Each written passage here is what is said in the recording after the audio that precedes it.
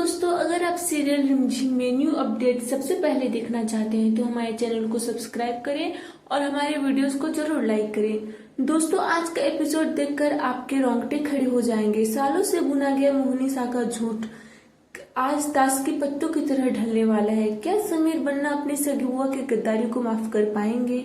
क्या रिमझिम को उसका खोया हुआ हक और सम्मान वापस मिलेगा? आज की वीडियो में हम बात करेंगे उस महा ट्विस्ट की जहां कार्तिक ने समीर के सामने ऐसी सच्चाई रख दी है जिसे सुनकर पूरे राजघराने में मातम और गुस्से का माहौल होगा। जी हाँ दोस्तों, वीडियो को अंत तक देखिएगा क्योंकि आखिर में समीर और रिमझिम का एक ऐसा सीन है जो आपका दिल जीत लेगा। कहानी की शुरुआत वहीं से होती है जहां मोहिनी शाह ने अपनी चालबाजी से सबको विश्वास दिला दिया था कि कार्तिक महल के जेवर लेकर भाग गया है। समीर के मन में भी कार्तिक के लिए नफरत भर दी गई थी, लेकिन असलियत तो यह थी कि कार्तिक को मोहिनी शाह ने ब्लैकमेल करके भगाया था।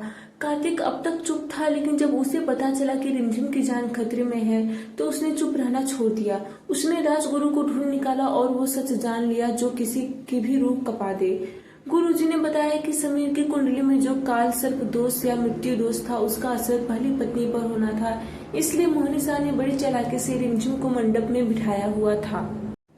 कार्तिक अब सिर्फ बातों से काम नहीं लेने वाला था। उसने राजगुरु के साथ हुई अपनी पूरी बातचीत को अपने फोन में रिकॉर्ड कर लिया।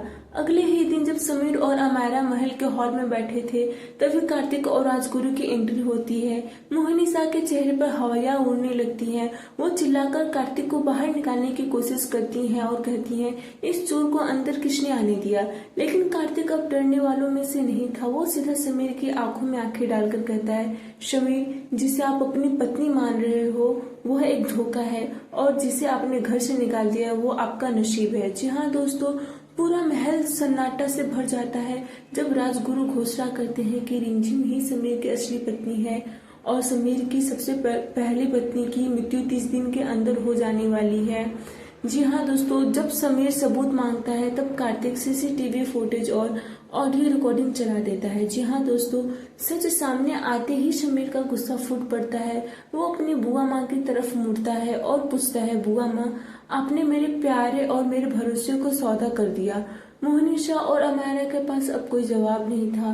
समीर को सबसे ज्यादा धक्का तब लगा जब उसे पता चला कि रिमझिम की जान पर 30 दिनों का संकट मंडरा रहा है। जी हाँ दोस्तों, समीर बिना एक पल गवाए रिमझिम के पास जाता है। रिमझिम जिसकी आंखों में आंसू और दिल में दर्द था, वो हैरान रह जाती है जब समीर सामने उसके झुककर उसकी मांग में अपने नाम का गहरा सिंदूर भर देता है।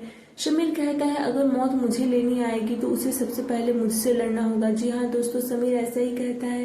राजगुरु कहते हैं कि मौत को टालना नामुमकिन है, लेकिन अगर पति पत्नी का प्यार सच्चा हो और दोनों मिलकर पूजा करें तो शायद चमत्कार हो सकता है।